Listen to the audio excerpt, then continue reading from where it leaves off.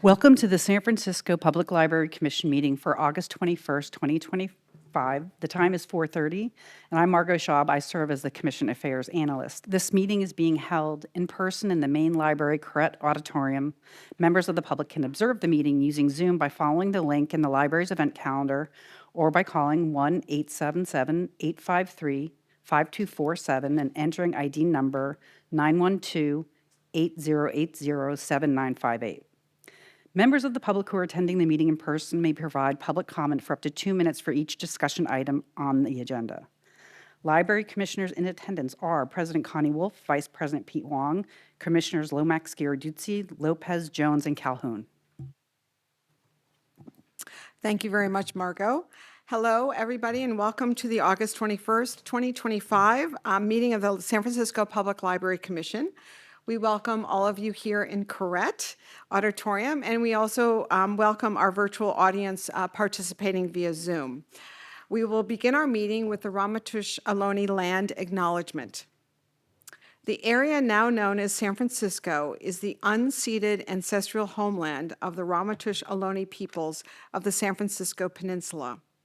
As the original peoples of this land, the Ramaytush Ohlone have never ceded, lost, nor forgotten their responsibilities as the caretakers of this place.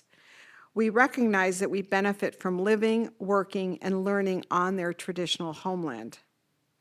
As uninvited guests, we affirm their sovereign rights as First Peoples and wish to pay our respects to the ancestors, elders, and relatives of the Ramaytush community. For today's meeting, all the materials are available on the Library Commission webpage or here in Corrett at the back of the auditorium. Today we have a total of 5 agenda items, and as usual, we will begin with general public comment. This is a moment for the public attending the meeting here in Corrett to address the Commission on any items of interest to them that are within the subject matter jurisdiction of the Commission. Please note that if you want to make public comment on any item on the agenda, you can wait until that item is called. So we're happy to have general public comment begin here in Corrett.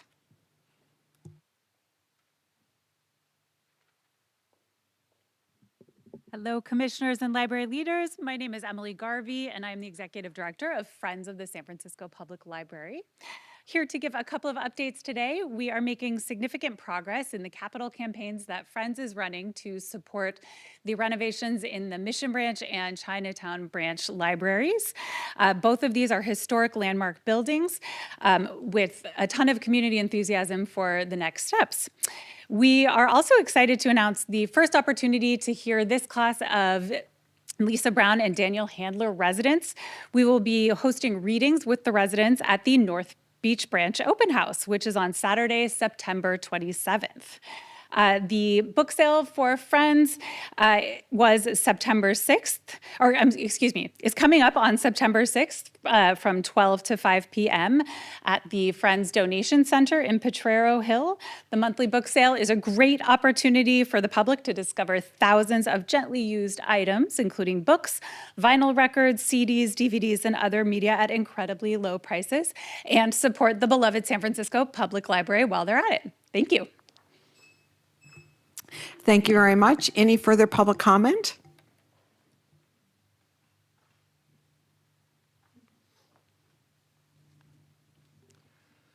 Good afternoon, commissioners and others present. Peter Warfield, Executive Director, Library Users Association, Library Users 2004 at yahoo.com and P.O. Box 170544, San Francisco, California 94117-0544. A couple of points. I did want to say that I think that the library needs to not just have the American Library Association Intellectual Freedom Manual, which talks about the very significant importance of privacy, the confidentiality of records for intellectual freedom. People shouldn't have to worry looking over their shoulder who's watching what I'm doing with respect to contacting or discussing with librarians, nor should my borrowing record be anything other than confidential. Unfortunately, the library more and more is touting and using privacy-breaking technology of all sorts, including Zoom meetings, which can and have been hacked, a whole range of things, including social media. The dangers that can happen from the use is unfortunately not understood fully, I think, nor warned against. Yesterday's Wall Street Journal has a little tease on the front page. The Trump administration intends to scrutinize social media for, quote, anti-American ideologies, unquote, when deciding whether to grant visa or green card applications. They're looking at people's social media. And bad things can happen when Mr. I am your retribution is getting at those items. Yet you consider to continue to tout uncritically and without any alerts or warning to the public, social media, Get Social on the back twice at the library and so on. That's something you need to pay attention to and do a private. Thank you very much. Any further public comment here in Correct Auditorium? Seeing that there's no further public comment, general public comment is now closed, and we will move to item number 2, which is discussion and possible action item to approve the July 17, 2025 Commission meeting minutes. For this item, we will begin with public comment before our commission discussion and potential vote on this item. Public comment is now open in Correct on this item.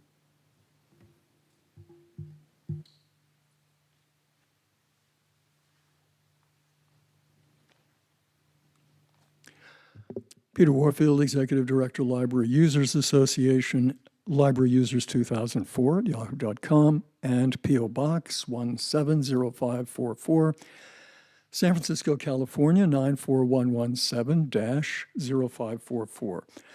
Unfortunately, these minutes are so brief and so general, they are completely a distortion of what certainly I have said. They don't just vaguely refer to what I might have said in a general way, but provide absolutely none of the details that I have provided to emphasize my points and provide information about them. You've once again left out completely all of the social media problems that have been revealed by Frances Haugen now almost 3 years ago to the Senate.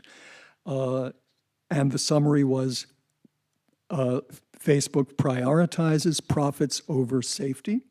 You've left out comments that I've made about legal problems that Facebook has, and they have had plenty. The toxicity of Facebook as reflected in the comments, as made in comments by the Surgeon General of the United States and others, as well as you've also left out my concerns about your uncritical provision of information, inviting people to sign up for social media, and also in various ways to go into the surveillance economy, which is the internet. What I said earlier was this place needs a privacy audit. There are certainly serious issues with respect to privacy, and those are things that I'm talking about with respect to the dangers of the surveillance economy that you're inviting people uncritically to enter. Thank you. Thank you very much. Any further public comment on this agenda item, which is the meeting minutes? Seeing there's no further public comment, do you have comment on the meeting minutes? Thank you.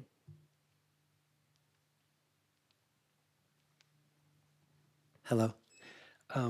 Just a correction. My name was spelled incorrectly. So under public comment number 1, it's R-U-B-E-N, not R-E-U-B-E-N. So.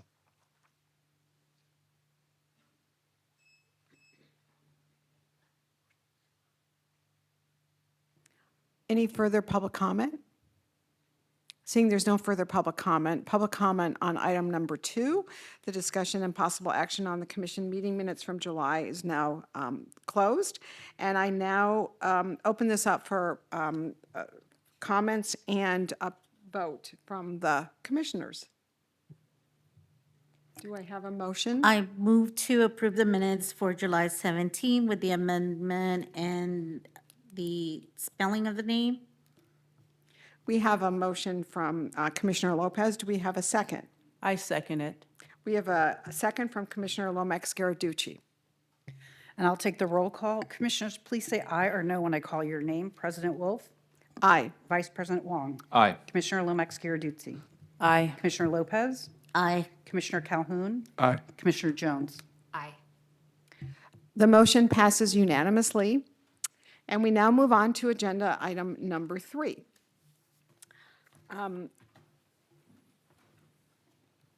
This is a discussion on the library collection trends, a discussion that we have annually. So we're looking forward to this presentation, and I turn it over to our city librarian, Michael Lambert. Thank you, President Wolf, and good evening, library commissioners, library staff. Appreciate the opportunity to bring you an update on the latest collection utilization trends for our robust collections in both digital and physical formats. I'm pleased to report the fiscal year ending June 30th represents another banner year with a third consecutive year of setting an all-time new record for overall circulation. Shelley Cocking, our Chief of Collections and Technical Services, is joined by Alice Chan, our Collections and Technical Services Manager. Cataloging Manager. So they are going to be presenting this presentation tonight, and I do want to emphasize that Shelley Cocking, as the division chief, she really is the main architect in organizing our efforts to deliver customer-focused collections that meet our residents' needs for books and the content that they're seeking. Shelley, Alice, take it away. Thank you, Michael. Yes, I'm Shelley Cocking, and this is Alice Chan, our collections and cataloging manager. Can you just speak more into the microphone? Thank you. Sure. Thank I'm you. usually really loud, so I'm kind of shy away from microphones. We're going to talk about collection utilization trends and the library's role as a resource provider. This first slide shows you our 7-year circulation trend. And in CTS, we really want to take a look at how things have been changing since we closed for COVID. And you can see the orange part of the bar is for e-collections and the dark blue is for physical collections. During the closure, our e-collection circulation went up a lot. Our physical collection has continued to recover. But if you do look, even though we did have almost 500,000 increase in circulation, you will see that the increase has slowed a little bit this last year compared to the previous. So what that says to me is that we're now kind of in a new normal rather than in recovery. So my staff has been taking a deep look at the statistics to see what that new normal is and where we should be applying our budget compared to where we did in the past, especially now that it's a slightly smaller budget. We're taking a deeper dive. You can see here demand by format. Not surprisingly, the physical AV materials is down since 2019. That dark blue bar shows pre-COVID days, and the dark orange bar is this last fiscal year. That's not a surprise to us because physical AV has really been going down even before COVID, and nowadays it's even hard sometimes to purchase it. We did see a little bit of a bump up in audio, which I'll get to in a little bit. Digital resources are, of course, being used much heavier compared to fiscal year 19 across the board.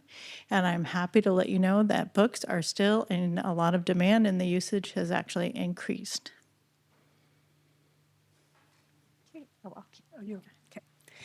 Let's look at some popular titles that were featured in fiscal year 25. Here are the top 10 most popular titles for physical and digital collection.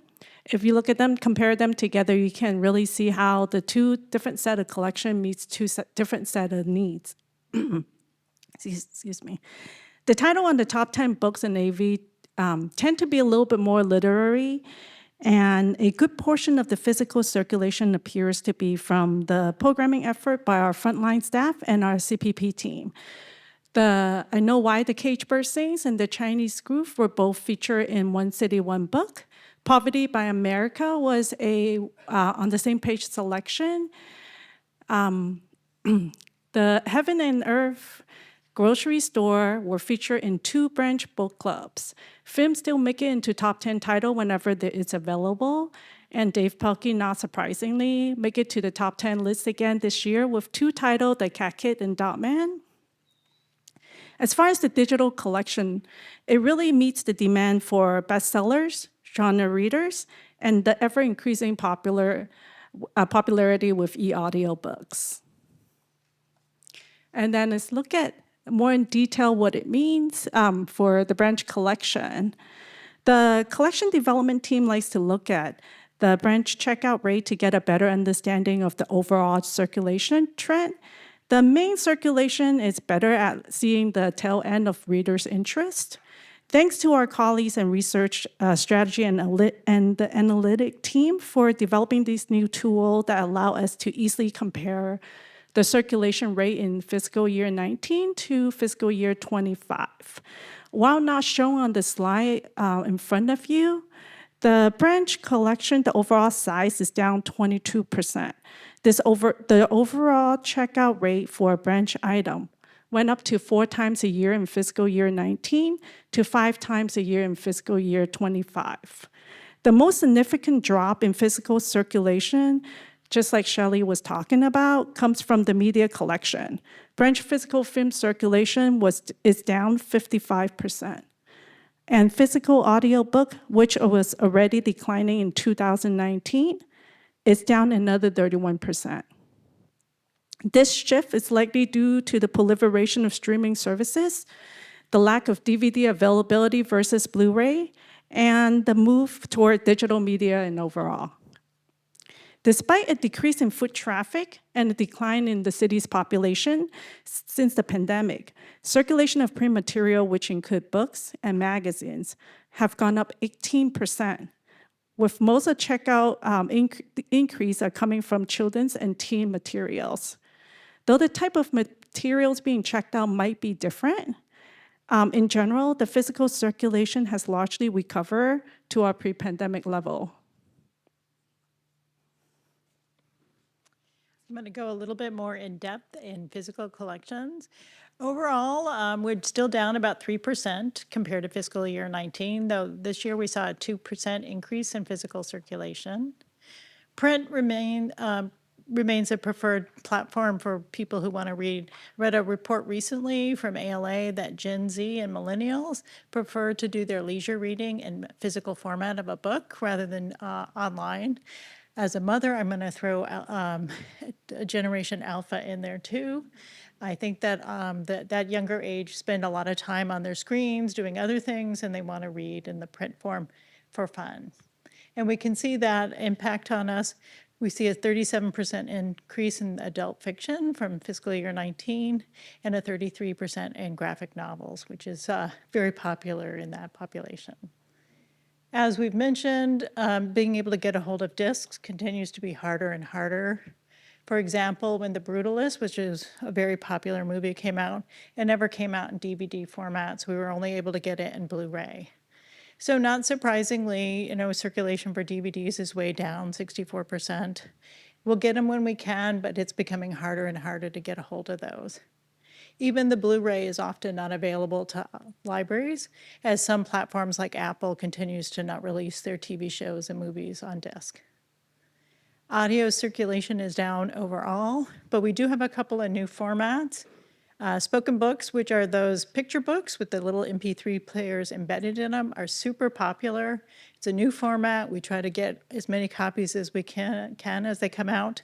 And you can see we saw a 42% increase in circulation for those. And we'll continue to grow that collection. Vinyl circulation continues to go up. And that's actually a trend in the music industry. Sometimes the CD doesn't come out at all. And for example, this title up here, which is Alligators' Bites Never Heal. Originally came out only in vinyl, but then it became Best Rap Album of the Year, and it came out in CD finally, and we could buy it in that format. We will, of course, when Mission branch opens, include a vinyl collection in that branch as well and continue to grow that area. In the publishing industry, nonfiction sales is down It's not surprising that will translate to our circulation in that area down as well. Some areas are still really popular. People love to read biographies and cookbooks in print. They're really into self-help and social, like help my community. So I'm not surprised to see those areas in our Dewey Ranges circulation go up. And then there's other topics like business, finance, health, and travel, which really seem like a no-brainer to go to the web page first rather than in book format. Health, we did see a tiny bit of an increase this year, and that's because of that self-help things. People like their new diet books and other topics like that in print format. And travel, that's actually a result of a little experiment that we tried. We were reading a lot about how people's patience for holds lists are down, like waiting a week for young people is, forget it, I'm not going to go with that. So we purchased a lot more copies of our travel books, put them out there on the shelf to see if we could get circulation to go up. And it actually did a little bit, 1% this year, and we're going to continue that pattern as more and more of them come back out in print. Some of them actually went out of print during the COVID years. Now that we're done talking about physical collection, let's look at the trends in e-collection. Here are the top 5 apps used by our patron. Sitting at number 1 is the ebook and e-audio book platform Libby. Libby offers titles in English, Chinese, Spanish, and Russian. Patrons also like to use it to check out and read Kindle books. Sitting at second place is Hoopla. Hoopla is a streaming platform that offers a variety of content, including digital audiobooks, ebook, and music and videos. Canopy is at number 3. Canopy is a streaming platform known for its offering in international movies, independent films, and classic movies. Number 4 is Boundless. Boundless is another ebook and e-audio platform. What makes it unique is its ability to do digit pop-up. This is a marketing initiative that provides potential patrons with 3 weeks of access to some of our most popular materials. The goal is to get them to sign up for a library card at the end so they can continue to access our library materials. And another unique feature about the app is its ability to redirect patrons back to our webpage. When a patron is searching for a title on the app, if it's not available, a link will pop up and redirect them to our webpage. Our last set of database isn't just one, but a collection of magazine and newspaper app. We have Flipster, a platform featuring popular magazines and trade publication from major American publishers. We have Kono, which features magazines in Chinese, Japanese, and other languages. We also have Press Reader, which features newspaper around the world. Let's continue with the trend in e-collection. ABC Mouse has made its way back and is now online. Hoopla added 10 new binge pass and 19 new season passes this year. These passes are designed to create more access for our patron without adding additional cost to the library. When a patron checks out a binge pass or a season pass, they have access to all the contents within that series for a week. One pass equals to one checkout for the patron, and library only get checkout once. So one prime example of this is the Puzzle Binge Pass, which is a collection of games and puzzles. It has seen 658. It's been checked out 658 times, resulting in 5,448 use. This translates to 18 cents per use for the library. We also have upgraded the New York Times online subscription to full edition, as well as providing access to Wall Street Online. All right, now moving on to the budget impact on e-collection. As you know, we're facing a budget cut this year. To prepare for this, we've been taking a more critical look at our database renewal, at our database renewal since last fall. We've been asking some key questions when we're doing these renewal. Does the content overlap with what we already have? What's the cost per use? And most importantly, does it align with the library mission and strategic priorities? And we also negotiate for price reduction wherever we can. All in all, we have managed to save $250,000 so far. Another area of impact for us is it's when California State Library stopped providing access to a group of workforce development database in addition to the New York Times limited edition. And we have evaluated these resources and decided to pick up the subscription on ourselves.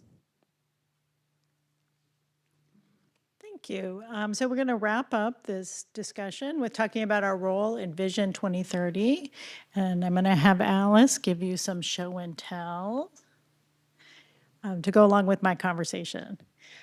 Traditionally, we've worked as resource providers and thoughtful navigators, and historically that's been just providing physical collections.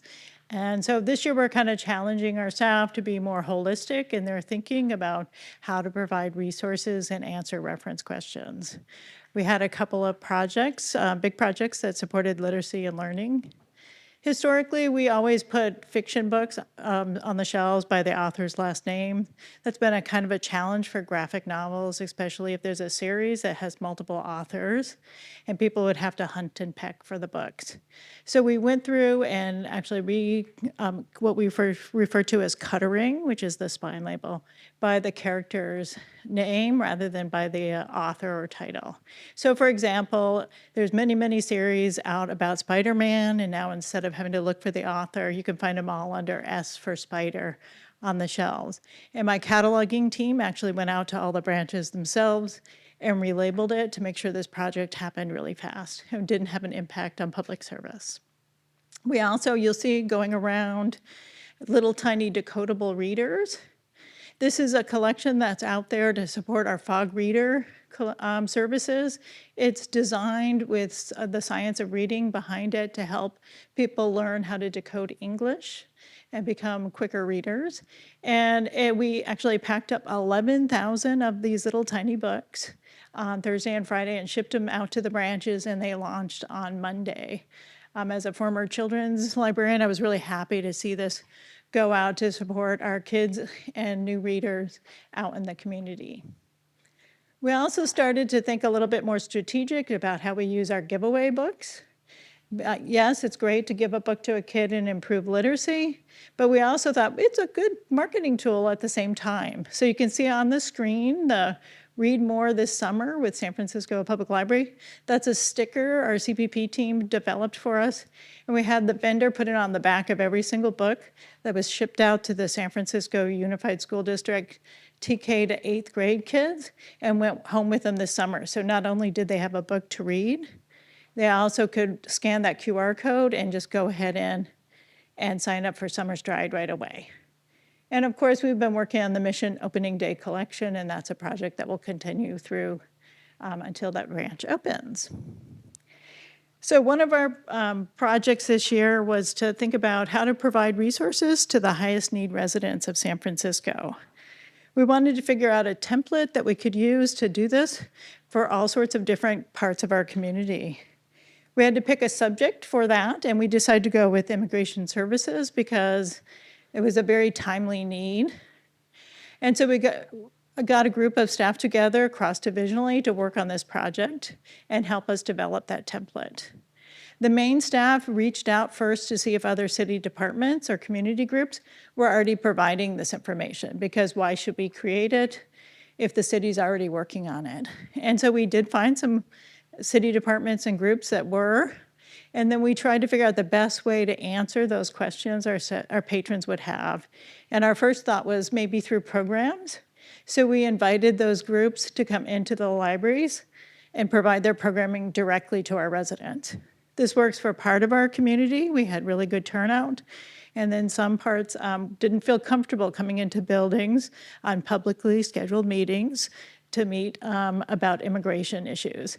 So we discovered that maybe the better way to serve them might be web pages. So we had staff develop a web page directing people to these resources in many languages.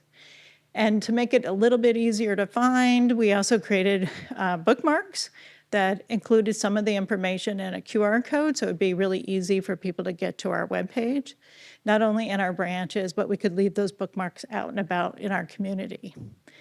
And of course, because we're librarians, we wanted to have a physical collection as well in our branches. And we decided that one of the better things to use was actually the flashcards the federal government provides. You can see a picture, and we're also passing it around.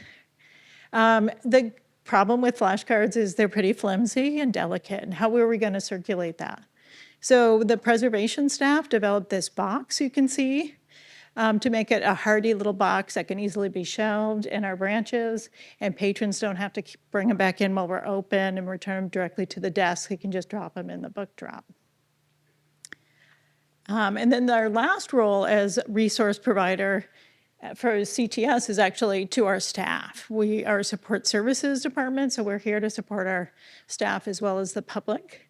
And we have a huge number of new employees coming in over the last 5 years. So we wanted to make sure that we had all of our procedures and training materials up to date and go through the training again. So we made sure our intranet was all up to date. We did some virtual trainings. We also had a very large collection and technical services open house, and I know a couple of you guys came down and visited us on that day. We're going to have another one in the fall, so staff can come again, and we'll send that invite out again.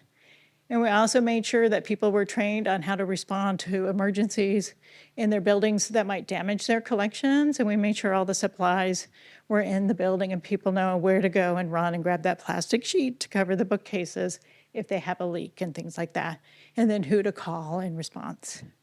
So thank you very much for your time, and Alice and I are happy to answer any questions you might have.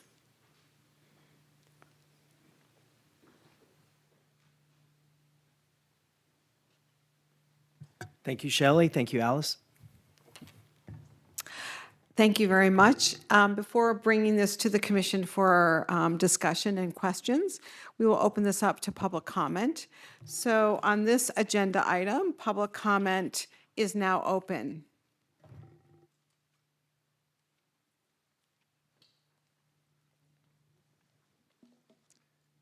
I just wanted to commend the presentation. I don't know if you all saw this article in The Guardian. On Wednesday, the number of Americans who read for pleasure has fallen by 40%. It was really a fascinating article, and the things that our library is doing to combat this. At the end of the article, it shares, our digital culture is certainly part of the story, Sankey said of the explanations to the figures, but there are also structural issues, limited access to reading materials, economic insecurity, and a national decline in leisure time. If you're working multiple jobs or dealing with transportation barriers in a rural area, for example, a trip to the library may just not be feasible. So I think it's commendable what our workers are doing to make this happen. So I just wanted to say that up front. I enjoyed the presentation. Just two questions that came up when I was listening to it. In terms of the price reduction, where does that money that gets reduced get reallocated? So it's just more of a dollars and cents. If there's a price reduction, where does that go? And then the other question was just more a quality control question, is how are we keeping the vendors accountable for their work? We know the quality of our workers. That's without question. We have rigorous training over the years, and yeah. But I was just more curious about, in terms of the vendors, how are we keeping them accountable? Thank you. Thank you very much. Any further public comment?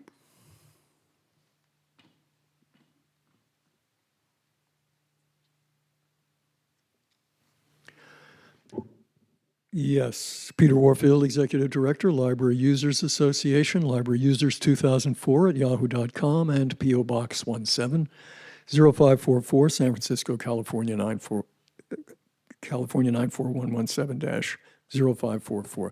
Thanks very much for the report. So I'd like to say that the library loves to say how wonderful everything electronic is, and I'm not saying that that isn't necessarily so, but certainly it is neglecting books and publicity about books. We, first of all, don't show anything at all about the background of where book circulation essentially went to zero during COVID. What we have is a tremendous increase in the book usage, in the printed books usage, as shown in this a little bit better than in the previous one. Books, presumably print, physical, is still more popular according to these statistics than electronic, even though you're spending for several years now, 4 or 5, more on electronic materials than on print. There is no measure at all of newspapers, of reference material usage, of newspapers, also magazines of any kind. Those are tremendously important and valuable, and you're not counting those. You're also not giving equal opportunity. So, for example, I borrowed DVDs. No place in the library, whatever, can you play a DVD. You have it, either you have your own playability or not. Similarly, other media are not available on the library. They don't even give you earphones of any kind. So I think that you're not evaluating. Thank you very much. Any further public comment on this item on collection trends, item number 3? Seeing that there's no further public comment's now closed, and we will now turn it over to the commission for discussion and questions. And Shelley and Alice, I just want to begin by thanking you. This was a really robust presentation, and I also know that behind all this was scores of people and activity, dedication, information, and number crunching.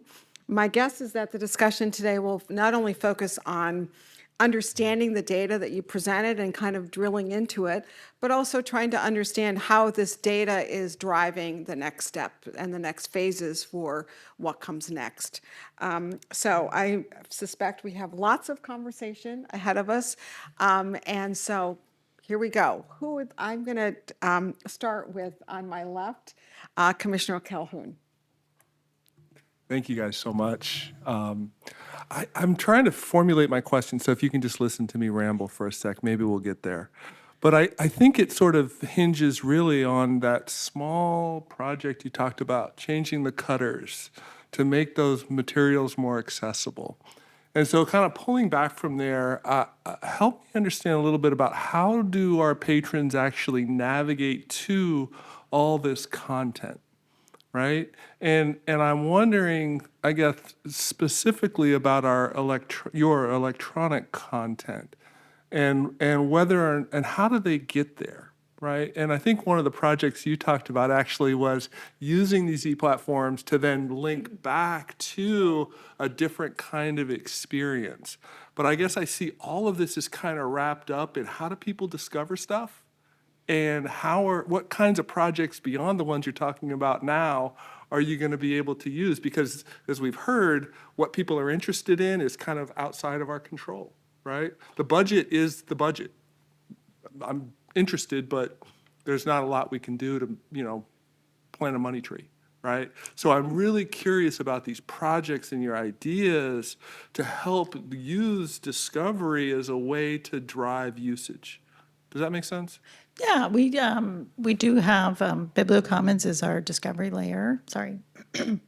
And we use that. One thing I've done is made sure we get MARC records for every one of our e-platforms that we possibly can. I've really been pushing Hoopla to send us discovery MARC records for their binge passes, because they added that, but if you've never been to their site, you don't know that you can see the entire season of Wallander with one checkout.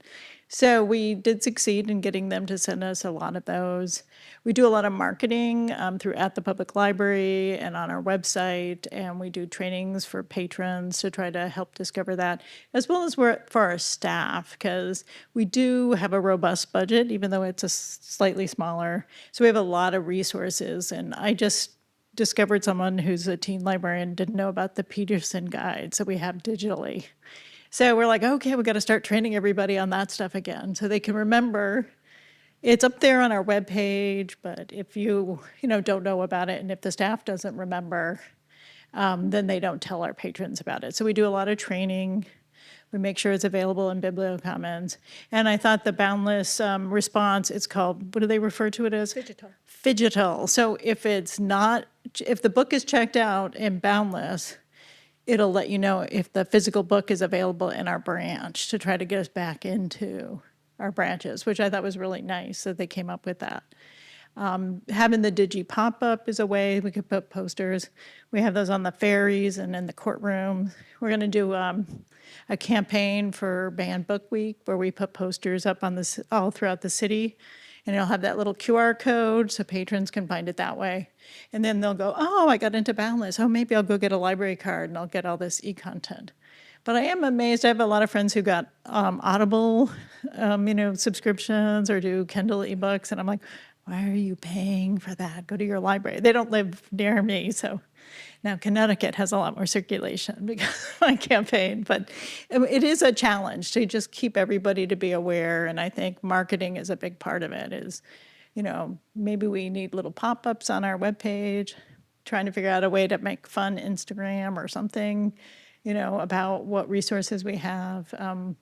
I haven't come up with that. I'm not as clever as my preservation staff who always do wonderful little Instagram things during Preservation Week and teach our public about how to preserve their own personal items at home through that. So I hope that answered that.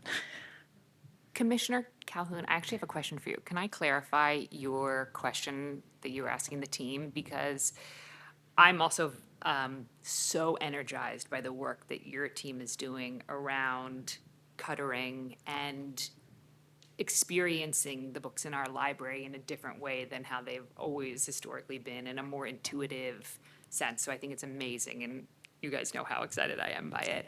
But I'm curious, Commissioner Calhoun, was your question around how did these new formats encourage curiosity and kind of that interaction? Does that interaction allow for it? Or is your question more about how do these different platforms connect to each other? I just want to make sure, because my the way I heard it was about how did these platforms encourage discovery differently, knowing that they're all very different, or is it about how they all link together? I just wanted to make sure I heard you. I think it's all the above. I mean, I'm not a cataloger, I'm not an e-resources person, but, I think at the heart of the question is we're making all these investments, and how do people find them?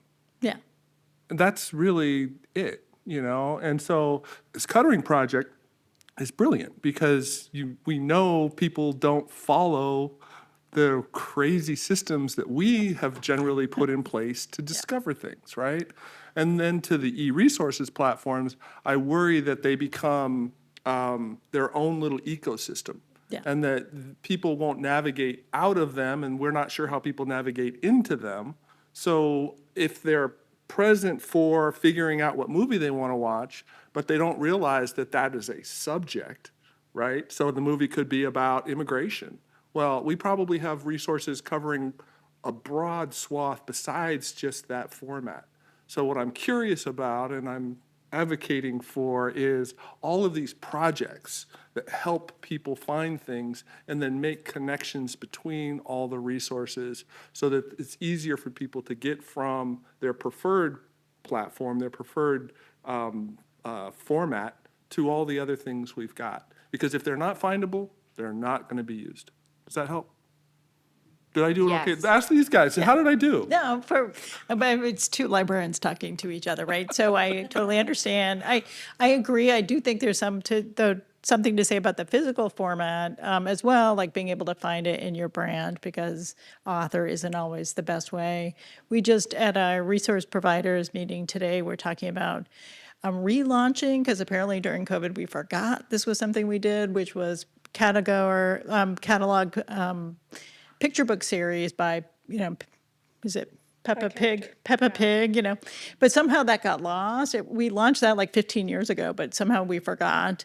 And so Paw Patrol is like all over the place. So we were talking about like, let's relaunch that and we'll do the same thing we did with graphic novels. And then the public service staff was like, can you also do that with, what is it, something 39? The fiction of children. There's a children's fiction series and that get different authors. And so we're like, okay, we'll just do it all. We're going to survey staff. What are the series that confuse our patrons?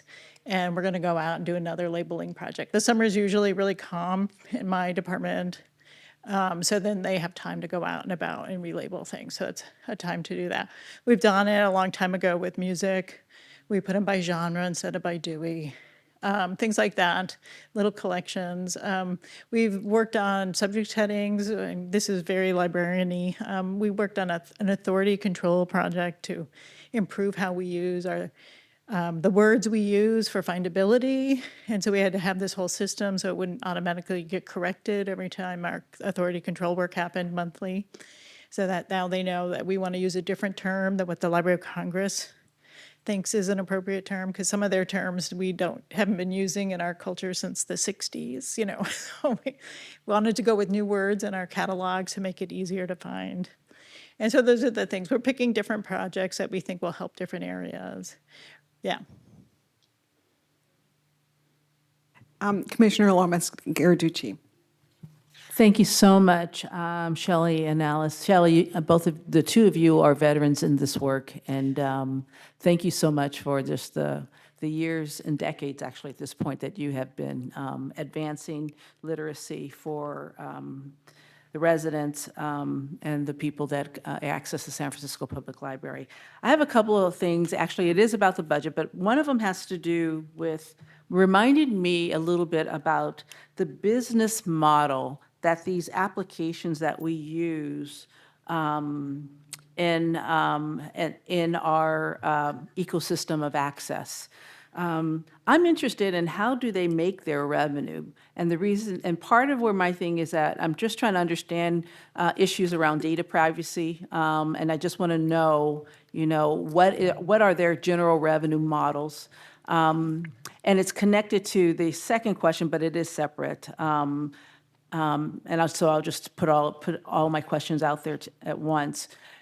Because of the city of San Francisco reduction in the budget you're already preparing for, and that's happening across all government. So you mentioned the state of California, so it's no surprise that the state of California state budget also has had to make reductions and had to stop supporting items, subscriptions. Now we have to cover them if we are going to continue them.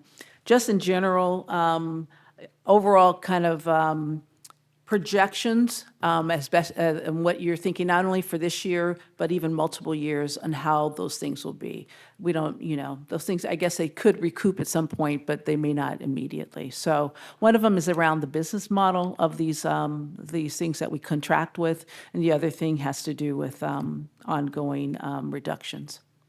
Yeah, I think it's kind of different depending on the e-resource. There's definitely the standard publishing, like book and audiobook. Those are very expensive compared to physical books. Last year, if you guys want to revisit my discussion on how much it costs. But in general, it's so much more expensive. I brought a sheet on the average license a recorded audiobook for 1 year from Random House is $27.50 per copy. So that's one checkout, like it's a physical item. So every year we have to pay that $27.50. So we have to make decisions if we want to keep it in digital format on Overdrive, which we'll have to continually pay $27.50, and maybe that's a good deal the first year when there's tons of people checking it out. But the next year, if only 2 people check it out, that's very expensive. And then Hoopla is the other model, which is a cost per circ.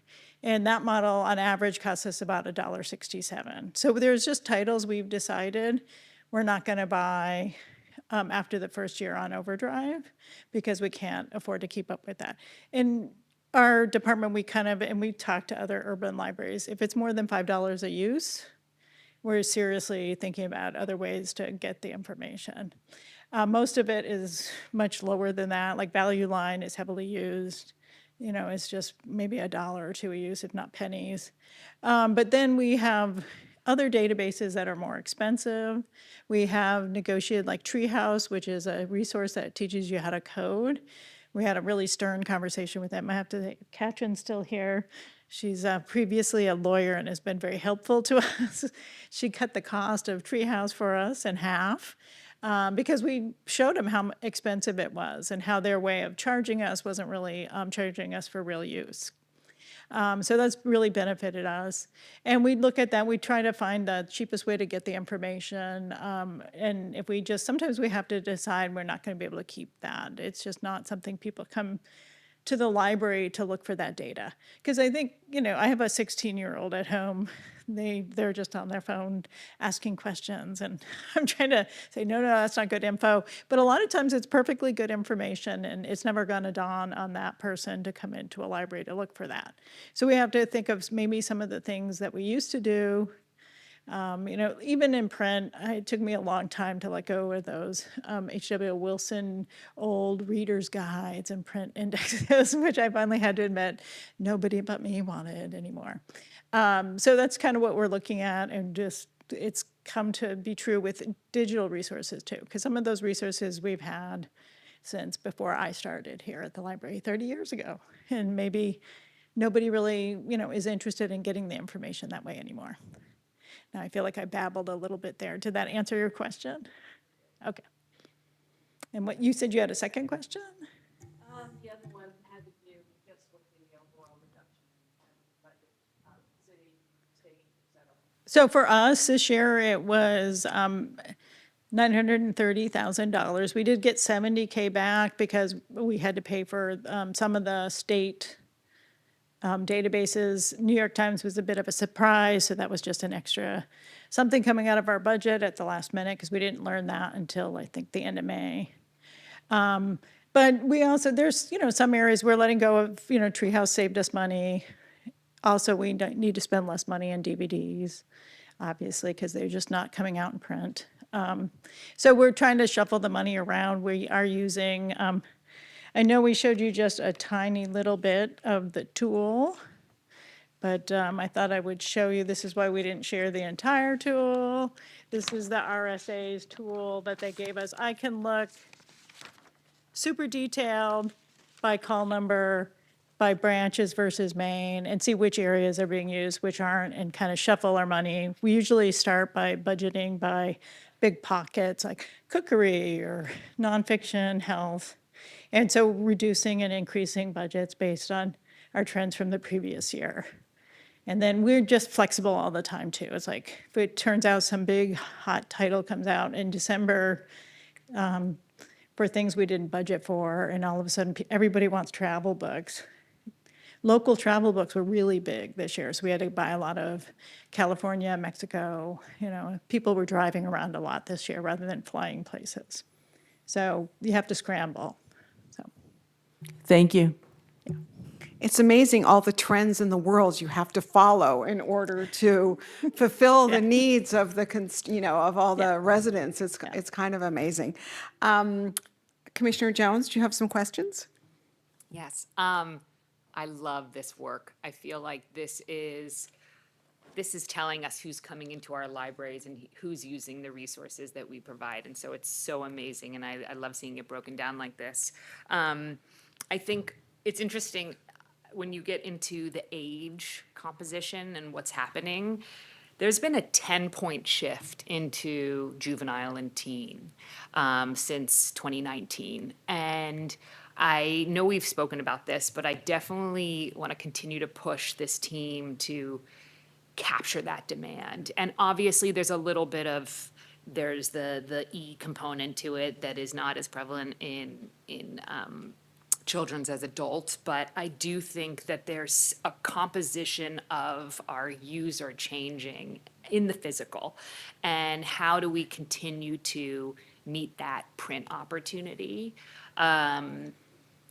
Because as like you were sharing all your outlooks and your projects, which again, I think are amazing, like the cuttering, it's a new word for me now, cuttering.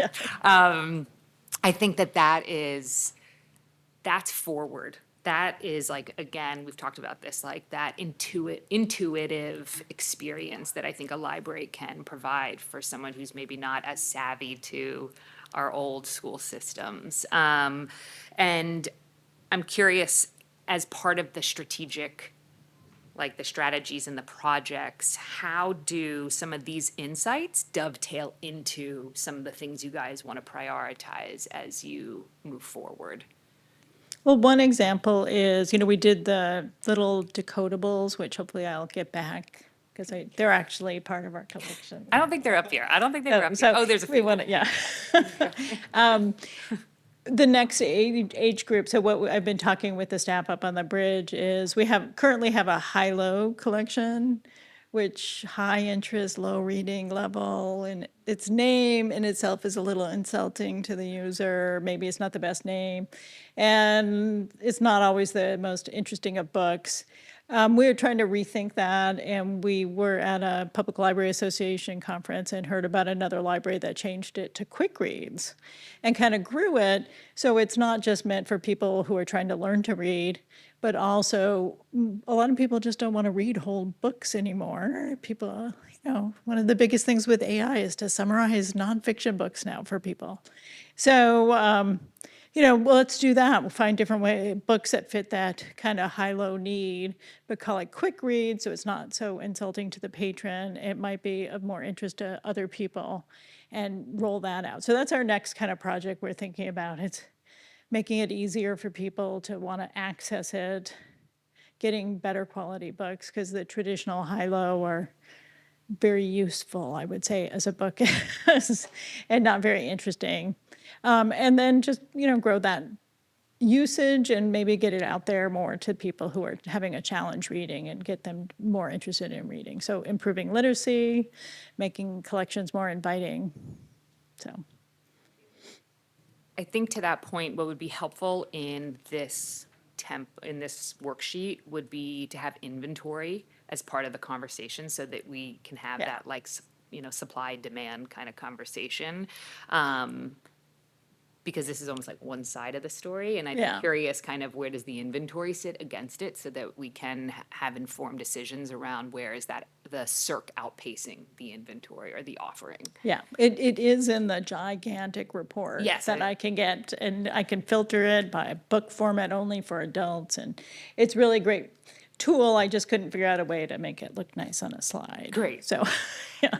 And then one last thing, and this is a little small, like semantic thing, and it might be a Randy thing, but as I was looking at demand versus circ, the totals are not adding up. And so I don't know For which slide? the demand number versus circ, and I'm assuming they'd be the same thing, just under the covers, maybe differently broken out. So it's just like a small little detail, but I don't know why they're not summing. To be the Which same slide? total. I'm sorry. So slide 11 is not matching the totals in FY '25 versus slide 10. And it's, it's to the tune of $500,000. The other one? So this doesn't include all our formats.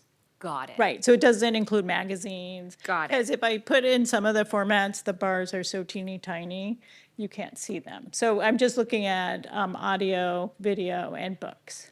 Okay. Probably should put a little. I should, yes, I should have put a little asterisk explaining that, yes. Thank you, I'll remember that for next year. And then one other little just thing is in your written content, you mentioned how adult fiction was up 37%, but in the box, it's only up 14. So I didn't know if I was missing something or just because. In this box is. It prints up 14, but then in your written content on So this is, that page. this is all formats, not just books. So it is kind of playing with Got it. formats. Okay. Again, yeah. And this is just specifically adult fiction versus graphic novels versus, Got it. Yeah, it's a Okay. librarian-y thing. So I probably should include those bullet points too, so you Okay. guys have a better Yeah, understanding. that'd be Yeah. great. Thank you. Any further comments from the commissioners? Did you have a follow-up question? Yeah, follow up, please. Yeah. Sorry, just real quick. So the total cut for the year was 900 and something thousand? 930,000. Over what? What's the total budget? It was 21 million? 20. Mike, do you want to come up and answer this question? I go through life thinking about the collection budget, but when Mike thinks collection, he includes our 1.4 million in giveaways. So that is where I always get different numbers. Yeah, it was approximately 22 million and reduced to approximately 21. Yeah. Yeah. Which includes 1.4 million for giveaways. Correct. Thank you Not very much. actual for items to go in our collection. Thank you. Yeah. Commissioner Lopez.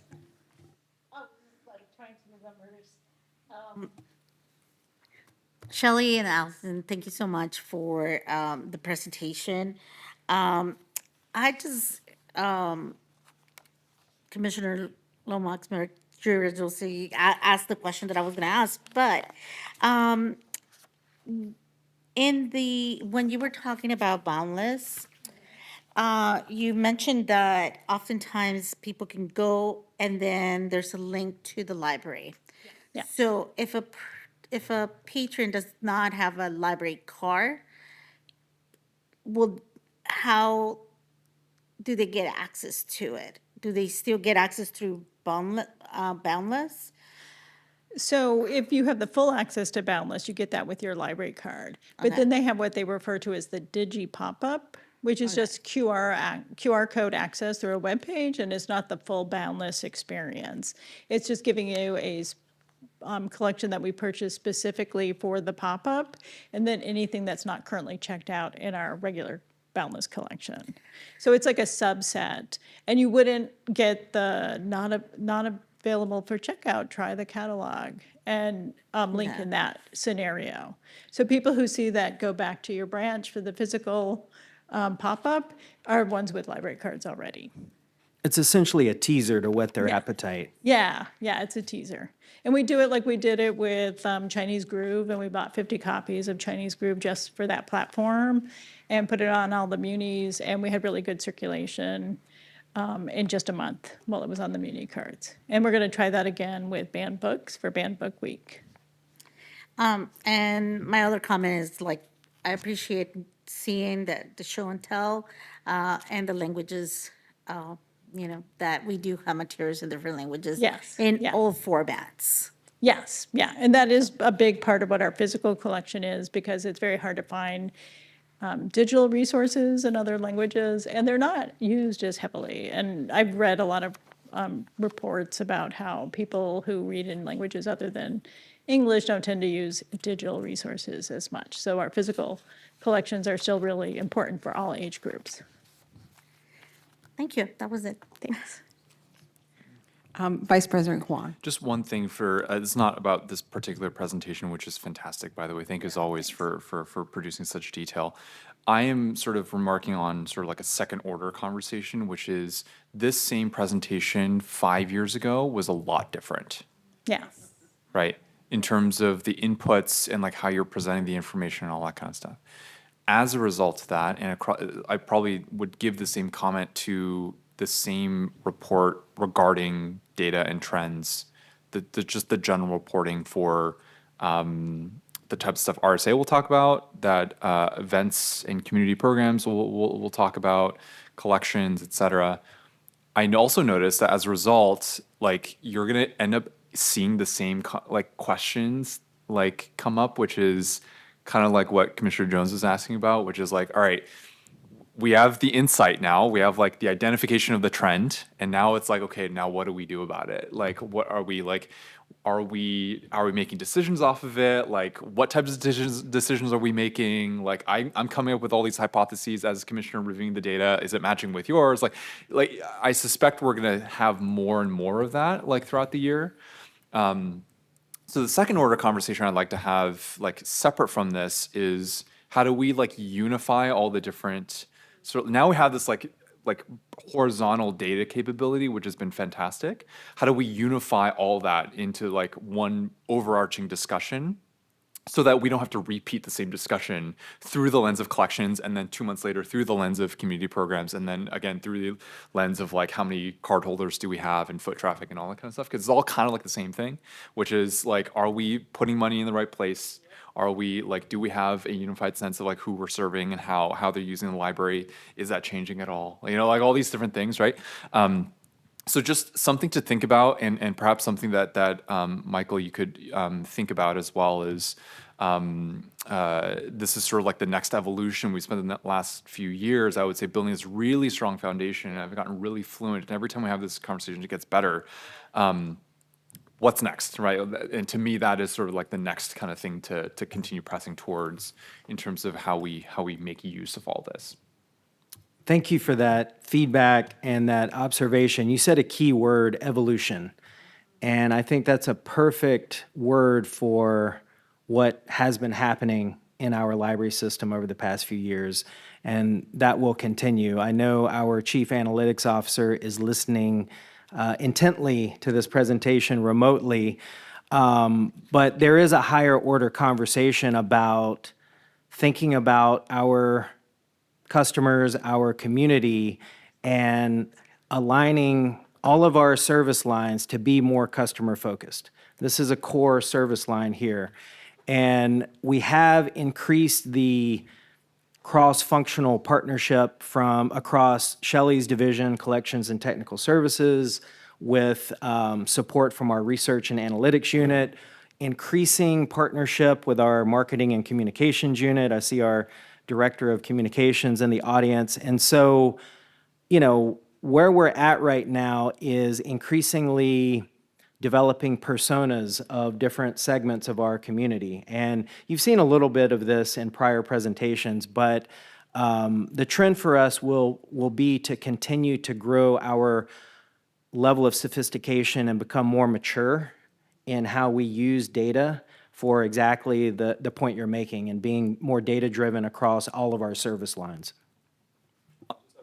One quick line there. This is amazing, and Randy, if you're listening, like this is like we get to have this conversation because of what you're doing, right? And so and Randy's team too, in terms of that. So that's like evidence of the investment, right?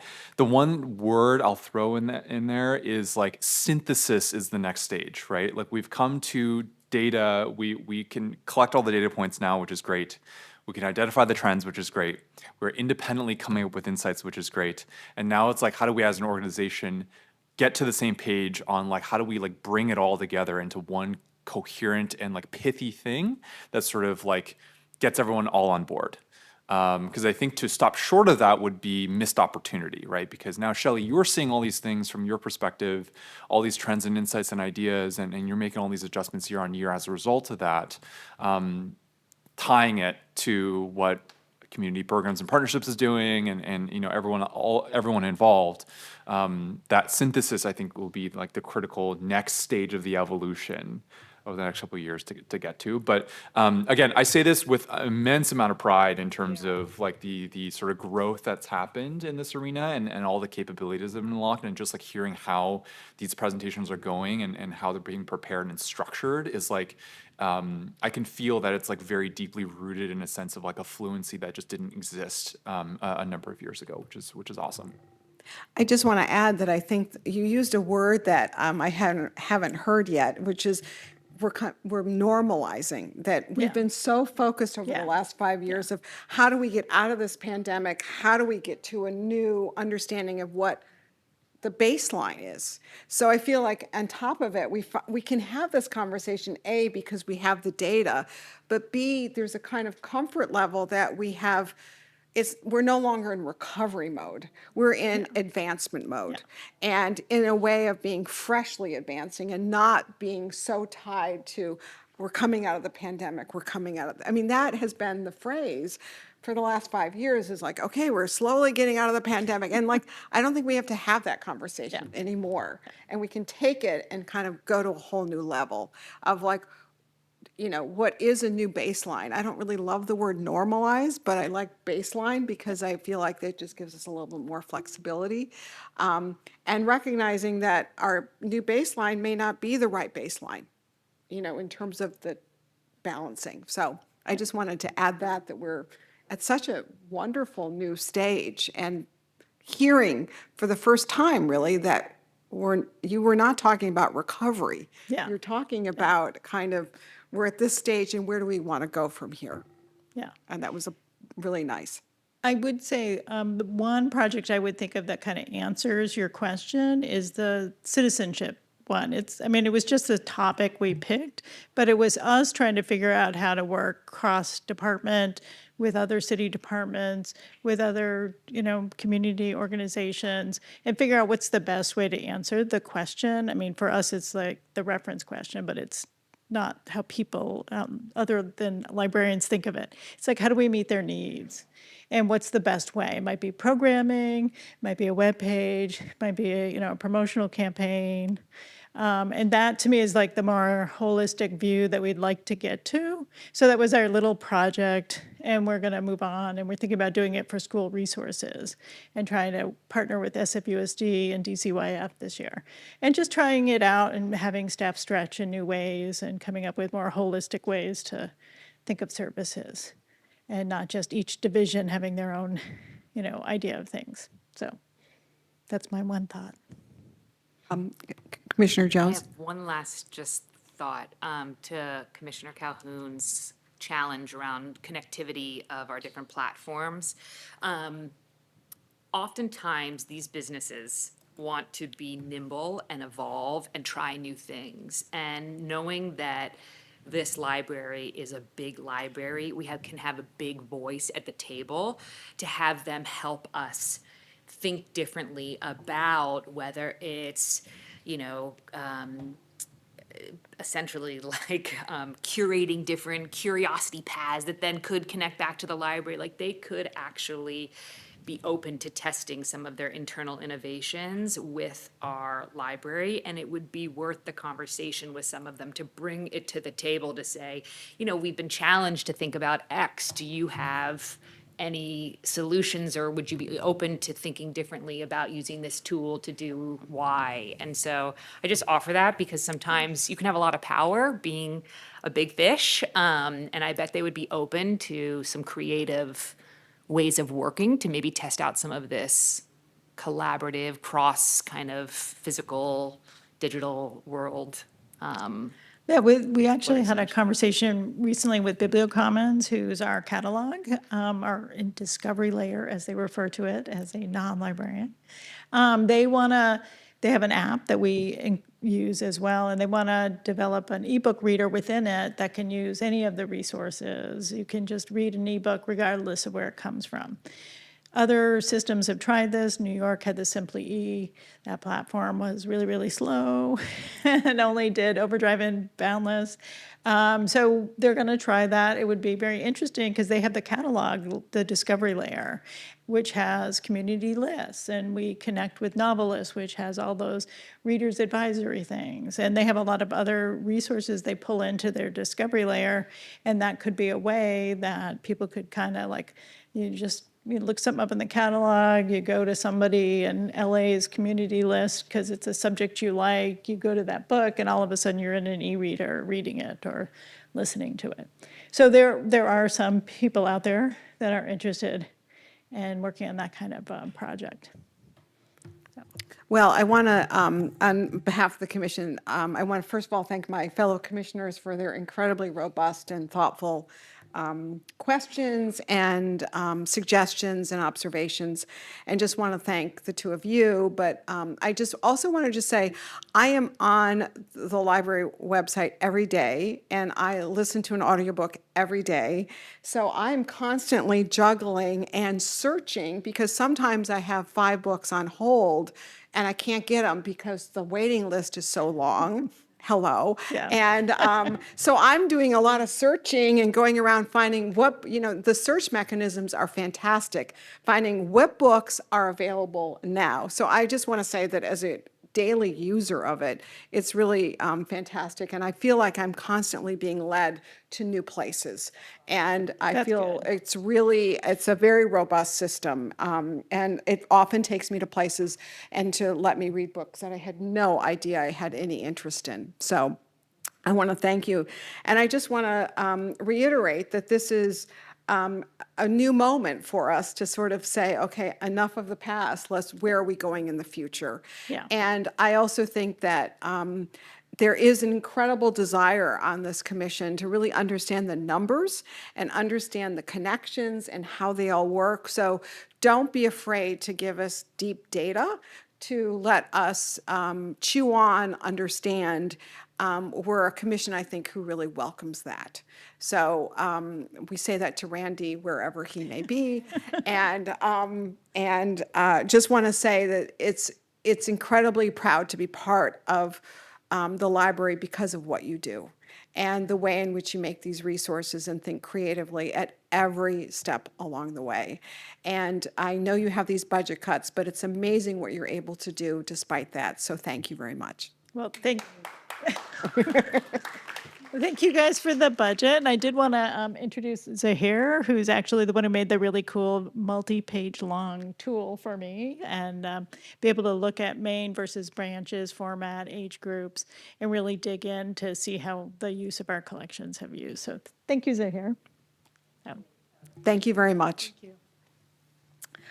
Okay, now we go on to item number 4, which is the city librarian's report. There are some very rich presentations about to happen. And we will begin with an update on the fiscal, or I should turn over to the city librarian, sorry. Thank you so much, President Wolf. And as part of the city librarian's report this evening, I am pleased to report that our department successfully navigated the FY 26-27 budget process, with the budget being approved by the San Francisco Board of Supervisors and signed by our mayor, Daniel Lurie, last month. And our CFO, Mike Fernandez, is here to give us a report. All right, thank you, Michael, very much for that warm introduction. Good afternoon, or I guess good evening, President Wolf, Vice President Wong, all the commissioners, especially new commissioners, Dr. Calhoun and Winnie Jones. Thank you so much. I look forward to working with you as we go forward. Just a brief roadmap. What we're going to cover today is really the budget calendar. I'll give you an overview and some context, give you the summary of the investments that you saw back in February that you approved, catch you up to speed on the current sources and uses, go over some of those key changes that have happened, and then last but certainly not least, the trailing legislation that is the Friends gift. So let's dive right in. I just wanted to first, just at a high level, remind everyone where we are right now. We are at the end of the cycle, the yellow and green arrows there at the bottom. And yes, in case you're wondering, we have already started the process for the next cycle. And in just a minute, I'll go into a little bit more of the mechanics that make up this process. So first, I do have to continue to report that our revenues do lag behind inflation and overall costs. But that said, while other departments had to make pretty large reductions, we were largely insulated. And that is a reflection really of the hard work of our staff and you, the commission, that has resulted in really the highest rated department in the city, of course, but also I think the most loved.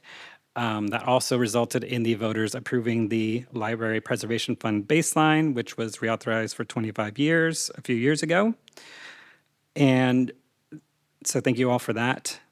For everyone who doesn't do public sector budgeting every single day, let me give you some additional context. We have what we call a rolling 2-year budget. It starts in July and ends in June. That's our fiscal year.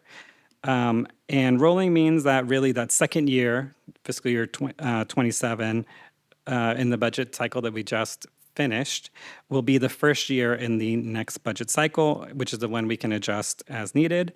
And that next cycle will be 27 and 28. That also means we're not building a budget from scratch every year, but we are adjusting our base budget. We're adjusting our base budget. We roll those existing commitments that we made from the prior year cycle, take some of those revenue assumptions, make some adjustments. The key components of those really are the 2/3 of the budget every year that we cover the salary and benefits of our employees, another 12% dedicated to collections, give or take, as well as services provided for by other departments. That could be things like building repair or utilities. That's usually around 9%. Once we get that base budget, that really kicks off that budget development phase from the slide earlier. And we develop budget proposals really in two ways. While we can't predict the future, we do know some cost changes as we go through the year. For example, we might get savings from a recently negotiated copier contract that we can create as some of those budget proposals. The other are really those new initiatives brought forward by our talented staff that are usually responding to either things they're seeing with the patrons or really responding to that strategic vision that we laid out in the strategic plan. We bring those proposals to you annually, and that's in the wintertime, and those are all changes to that base budget. After we bring those proposals to you, you review and approve them. We submit them to the controller in the mayor's office. We negotiate with the mayor and the board of supervisors, and those culminate in legislation, the annual appropriation and salary ordinances, and any trailing legislation. For us, that's usually, again, the annual grant from the Friends and Foundation of the Public Library. And the result of those negotiations, you can see kind of at the bottom of the slide. The fiscal year 26 was a slight decrease from the 194 million that was brought to you in February, and the 27 is a slight increase. And to put these numbers some more context, let's go back and review what we brought to you in February.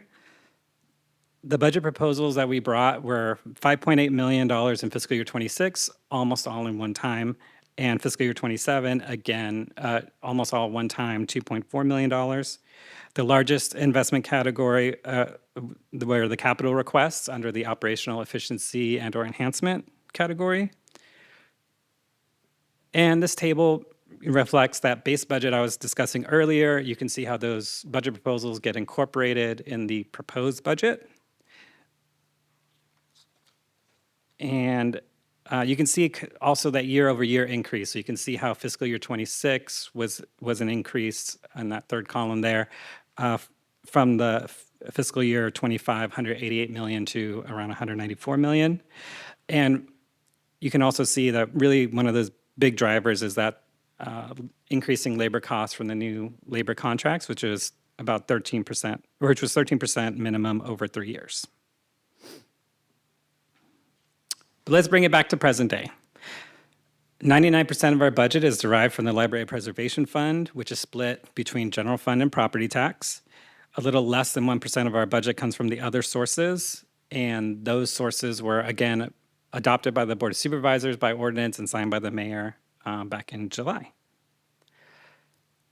The way we spend those budget, really for me, as a policy document, this is for me, one of, if not the most important policy document that we produce, because it is really a statement of our priorities. We typically show you, as we do here, the budget broken up by division, but I can tell you that the number one investment we make, not even close, is in our staff. 65% of our budget goes to in this current budget, it's going to go to salary and benefits.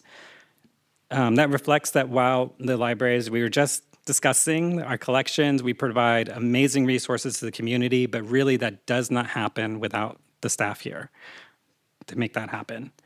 The other part of our budget is really capital and other kind of tends to be one-time expenses. Those can be cyclical over time, and so we'll see kind of capital ebb and flow.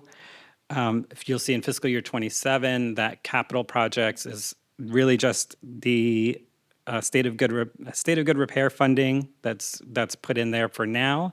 And as I had mentioned with the rolling budget, we'll be adjusting that again in a couple months.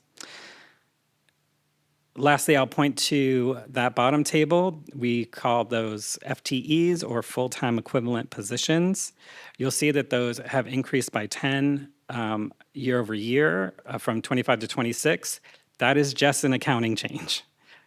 We did not gain or lose any positions through this budget. But we adopted a new budget system back in 2023, and we were making some calculations that have changed over time, and this is a reflection of that. So no new positions, no extra hiring authority, unfortunately. And that brings us to the key changes. What's changed since you approved the budget in February? Well, I'm happy to report that the revenue outlook has actually improved since then, which is great. That improvement's really on the general fund side. The property tax was relatively flat, actually declining slightly to the tune of $300,000 in 26 and $1 million in 27. But the general fund outlook has improved substantially, 1.7 million in 26 and 2 million in 27, and the net of those two numbers you can see up there. And that improved outlook, as well as some expenditure budget reductions, have allowed us to draw less from our fund balance, which is really kind of our savings account from the library, which is great news given the current economic climate. What's driving kind of these cost changes, especially through the negotiation stage, was really on the labor side. But there were some notable changes in our work orders. In coordination with the mayor's office and Department of Emergency Management, we are actually participating more in the Fulton Street activations to the tune of actually $500,000 more in the coming cycle. That's offset because we actually had some good news on the utility side. Utility rates went down substantially, which is great. We had some improvement in the workers' comp, and maybe less good is that we are going to bring on just one City Hall fellow this year. So those offset that increase to be relatively flat. And down at the bottom, you can see that the end result of the Board of Supervisors negotiations are the reductions you can see here. We were confident that those cost reductions we can absorb without any noticeable impact to any of our services and programs, which is the good news. And lastly, again, last but certainly not least, the board did approve our annual grant from the Friends. The library enjoys a model partnership with the Friends that allows the library to enhance the level of service we provide the community. The grant for fiscal year 26 amounts to $1,072,600, which is about the same, a little less than 1% decrease from last cycle, which was $1,080,375. The gift is structured with a mix of unrestricted support and a drawdown of our donor restricted and endowment funds. And as a reminder, this funding supports a lot of the library's signature programming, our One City, One Book, Night of Ideas, Summer Stride, and a lot of our cultural programming throughout the year. It supports our branch open house events. It also supports innovation and allows piloting new service models like the light installation above Fulton Plaza.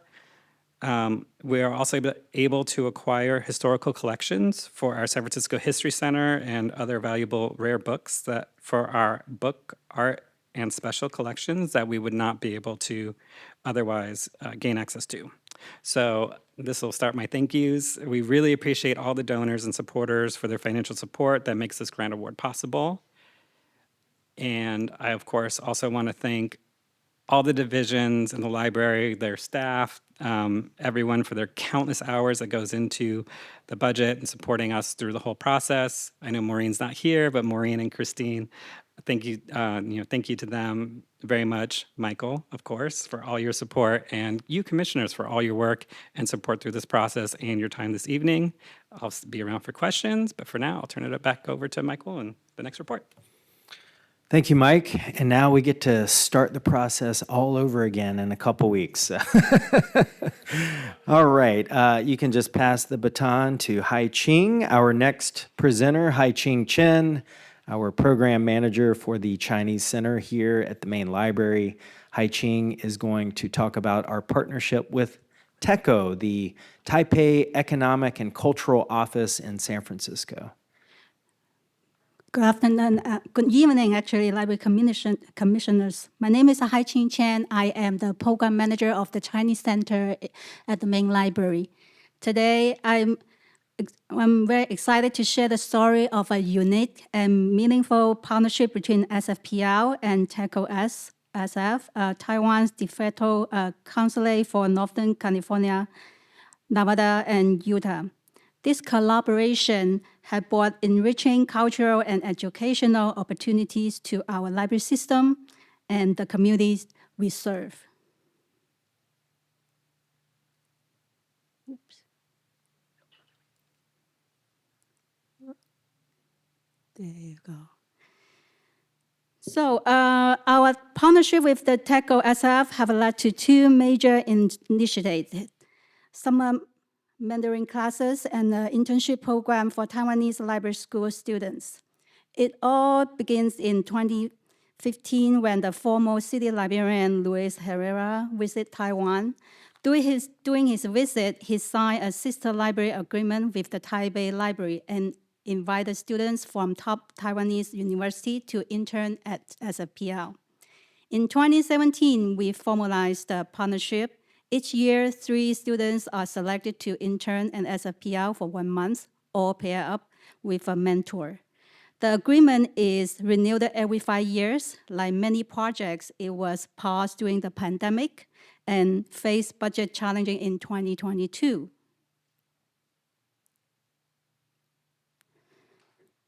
Starting this year, Taiwan's Minister of Education began providing financial support for the interns in this project. Interns are selected for their diverse backgrounds and shown commitment to community service. During their 1-month internship, they attend more than 25 meetings and visit over 14 branches, actively engaging in a wide range of library activities.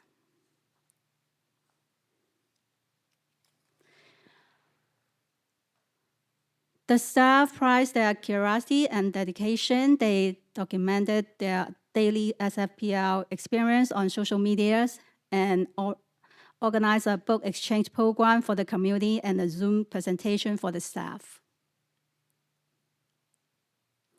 Another key part of our partnership is the Mandarin Summer Learning Program. It began in 2018 at the main library with the TECO support and has since expanded to 10 branches. Each year, 10 different branches participate in the project.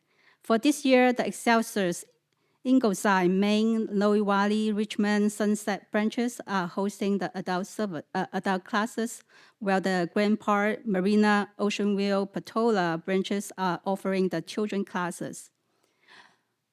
The chart on the right shows the total participant attendance for each branch. Since each location has different program room capacity, the attendance rate varied accordingly.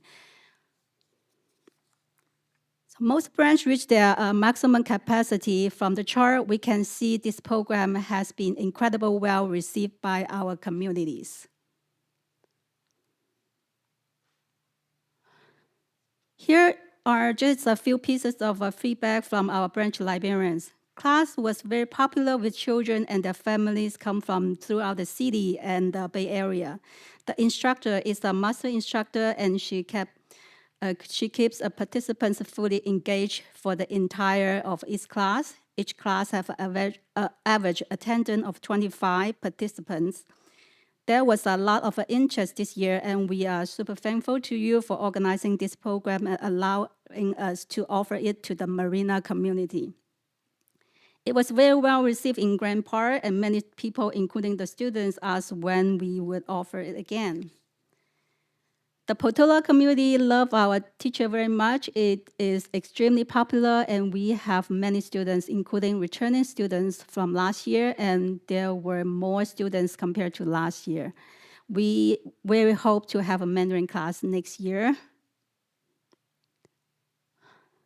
I would like to conclude this presentation by sharing a comment from our interns. We enjoy our time at SPI a lot, and we'll definitely miss the days and people here. We cannot wait to share our experience with friends and libraries in Taiwan. Thank you for your time and continued support of this meaningful program, partnership. Thank you. Thank you for your leadership and stewardship of this partnership and for being such a gracious host for our 3 youth interns. All right, our closer today, our final presenter is none other than Michelle Jeffers, our Chief of Community Programs and Partnerships. She is going to tell us all about the Junior Giants Festival of 2025. Hi, everyone. Hi, Commissioners. I am Michelle Jeffers, and I'm here to talk to you about the Junior Giants Festival, which happened last month. Yes. So welcome. I called this our ninth inning. It's actually our ninth year of participating in the Junior Giants Festival. It came to us in a funny roundabout way, is my recollection, more than 9 years ago when we were meeting with a member from the Giants Community Fund who was working with us on the JARS, the Jail and Reentry Program, and said, what you guys should do is come to our Junior Giants Festival. And we were like, yeah, we'll do that. And she let us try on her Super Bowl ring, or World Series ring. So there was that, which convinced us. Anyway, so we're in our ninth year. I think we're going into extra innings. I think we'll continue doing this for many years to come. And our stats, that's a baseball word, I believe. We gave away more than 8,000 books this year, thanks to the amazing collections team that you just heard from. So they ordered really a sterling collection of new books to give away. We had more than 5,000 Junior Giants youth participate this year. The reason we gave away more books than there are youth is because we make sure that all the siblings and babes in arms and teammates that couldn't come can also pick a book. So we want to be really generous at this. We saw 12 sessions come through that more than 12-hour day that we spent out at Oracle Park with players from throughout Northern California. That's one of my favorite things about this, that we do see the San Francisco teams come out, but we also see South San Francisco, and we see Daly City, we saw Manteca, we saw Madera, we saw Merced, and I don't know, it does my heart good even though I've been in San Francisco for 40 years, I'm still consider myself that girl from Fresno, so seeing all these Central Valley and Northern California kids out there getting books from San Francisco Public Library is wonderful. The Junior Giants program is that they play baseball, obviously, in the summer, but they also have to read. And so that's how they get invited to come, is that they have to read. And so these Junior Giants that came through read more than 5 million minutes over the summer to make themselves eligible to come. And in addition to getting to pick a free book, as they do at the tables, we had 125 people sign up for new library cards too. And many people came to our table that had been Junior Giants in years past to tell us they already had gotten that library card and they'd already done Summer Stride. And it was just so great to reconnect year after year with some same families and a lot of new ones too.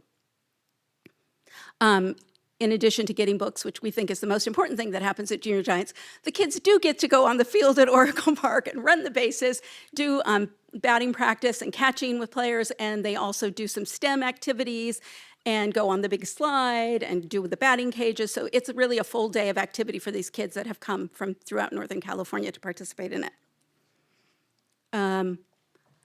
And here's some of our kids coming through. The delightful thing that I didn't put in here is that the Junior Giants and the Giants Community Fund sent a little student reporter out to cover us doing the book giveaways, and they did a little Instagram reel with this student reporter asking kids what books they picked, and it's had more than 5,700 views, which was just so delightful that the kids are so excited. But again, I just can't second enough what amazing books we had out there, a lot of baseball-themed books, but really stuff for every age. I mean, we even have board books for the babies that come, even though babies are too young to play on the Junior Giants teams.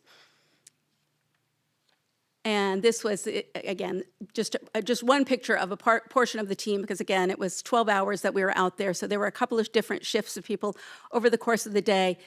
Many of the CPP staff, but a lot of branch and main staff, especially our pages, who are really the heart of this system.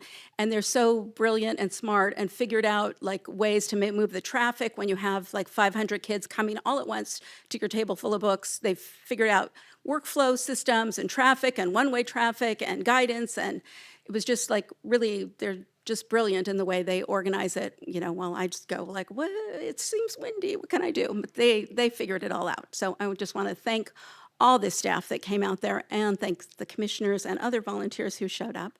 So thank you for your time there at Junior Giants, those of you who made it, past and present commissioners. And that concludes my presentation.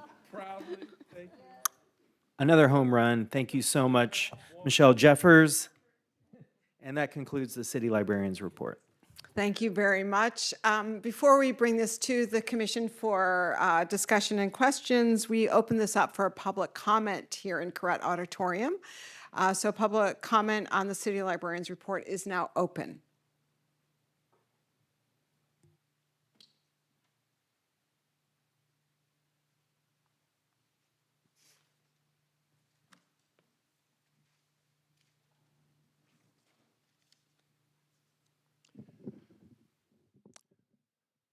Thank you very much for the presentations. And I did want to focus on budget matters. I'm Peter Warfield, Executive Director, Library Users Association. P.O. Box 170544, San Francisco, California, 94117-0544. I didn't really see enough detail here to really understand what the purposes that I would be concerned about. That some of those purposes certainly were clearly enough explained. We heard from Commissioner Calhoun, how do people find it? There was a time when it was said that the catalog is the key to finding things, but the library does not, generally speaking, provide very much information about what many of its wonderful assets are, how to find them, how to use them. Basic stuff like last name, first name, to look up an author in the catalog, something I learned in grade school. There's nothing that tells you that's how it works. So there seems to be very much more touting of electronic materials and ease of use. Also availability. If the library were quicker, for example, about having print, maybe the usage would go up and the waiting period that the chair mentioned might go down. Half of the collection or so is on closed shelving. You can't browse it. You have to know exactly what the title, author, whatever is, and request it from the paging desk. Some of it is on delayed paging. You have to come back another day. So there's a whole range of ways in which the statistics, I think, have the thumb against print and for electronics. I could expand if you're interested. Thank you. Any further public comment? And just want to remind you, this is public comment on the city librarian's report. Any further public comment? Seeing there's no further public comment's now closed. And we turn this over to the commission discussion. And I'd just like to begin by thanking all the presenters. I also want to welcome Commissioner Calhoun and Commissioner Jones to the budget. If you have any problems with the budget, talk to us because we approved it. And I really appreciate, Mike, your presentation to kind of bring us up to date. And I want to make sure Commissioner Jones and Commissioner Calhoun know that beginning in December, we are diving deep into it. And it's kind of amazing to me that in just doing the arithmetic, that the only budget difference is a 0.3%. So we're talking about from what we approved to what what we're moving forward with, what we approved to what the Board of Supervisors and the mayor approved is 0.3% difference. So I think that's kind of amazing, and we really have to thank the voters of San Francisco and the Friends of the Library for making sure we have the Library Preservation Fund. For many of you, you may recall from reading the newspaper or seeing the news, the budget discussions at City Hall went into the wee hours of the morning because of the budget challenges, but the library is really immune to this because of the citizens of San Francisco who voted to make sure that we have the funds to do what we want to do. So that was great news, and I just want to say how lucky we are to be in this circumstance. And I know that given the challenges ahead in the city, that the budget discussion will be quite robust for the next round, as it always is. I also, and it's always amazing to me, you say this every time, but it's still amazing, 2/3 of our budget is for staff. And it's like, so that just kind of changes everything, the percentages. So thank you. And I just want to also just be grateful to having this Chinese language program happening for our citizens.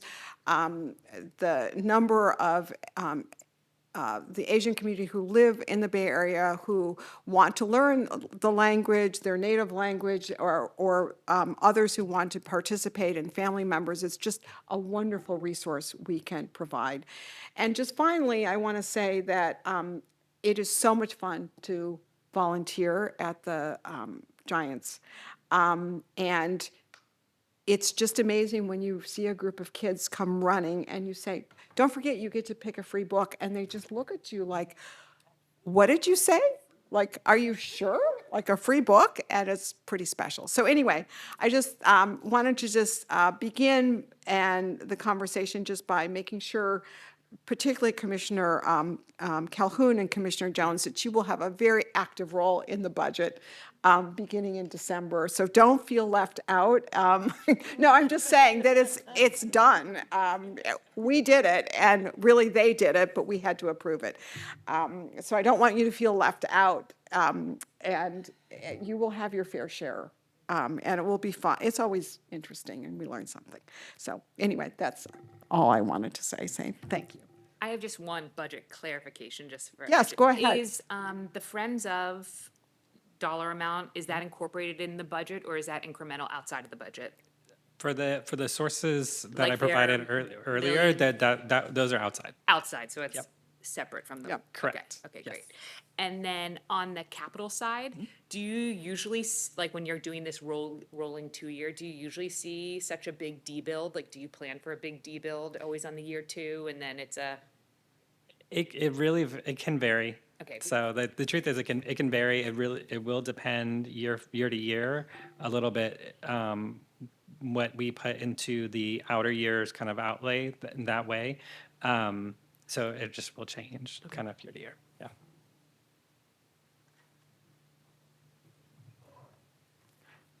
Commissioner Lomax-Garducci. I wanted to do a shout out to Michelle for the report that you gave.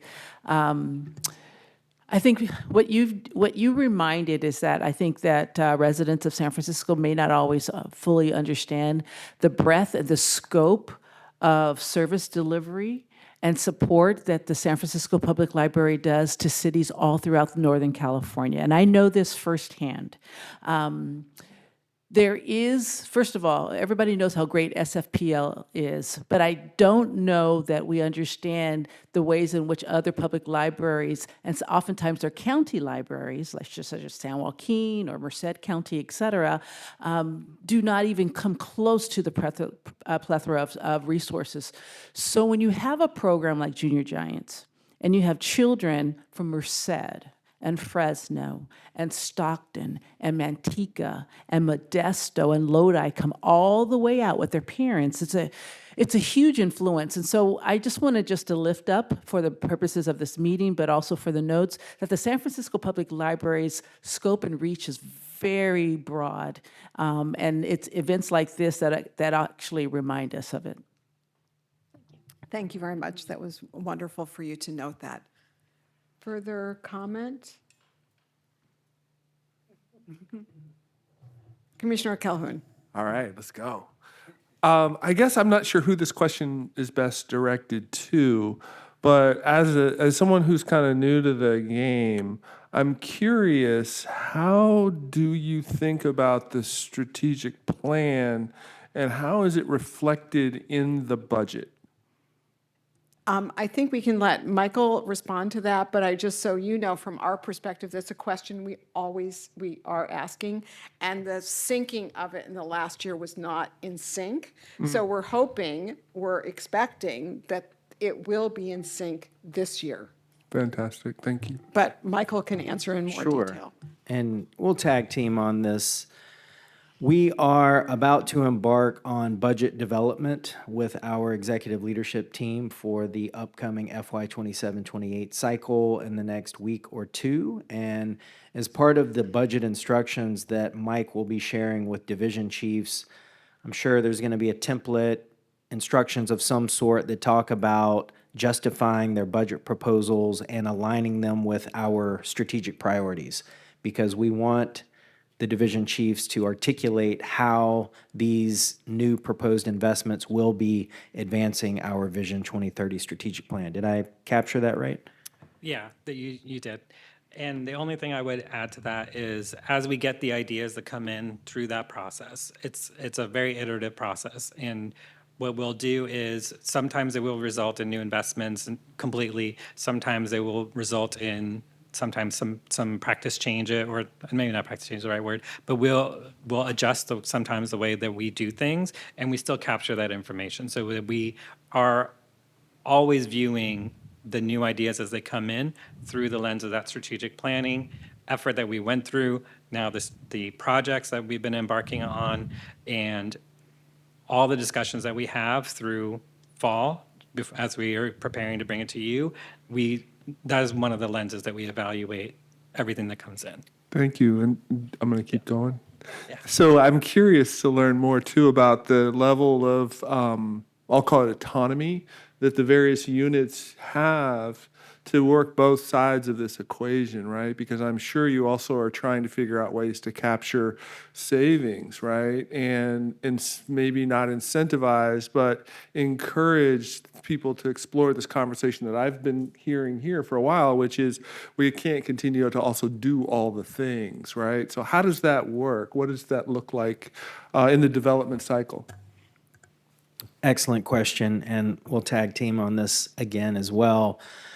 You got some insights this evening from Shelley Cocking about collections and technical services and her stewardship of a substantial collections budget and looking for cost savings, looking for efficiencies. And, the reality for San Francisco Public Library in 2025 and for the foreseeable future is that we are in a more foreign resource constrained environment because I would say the prior decade, we were relatively flush in that we were always seeing revenue increases year over year. And we're in an environment now based on the last labor contract that our expenses are, beginning to outpace our revenue. So we are more carefully having to manage particularly our personnel resources.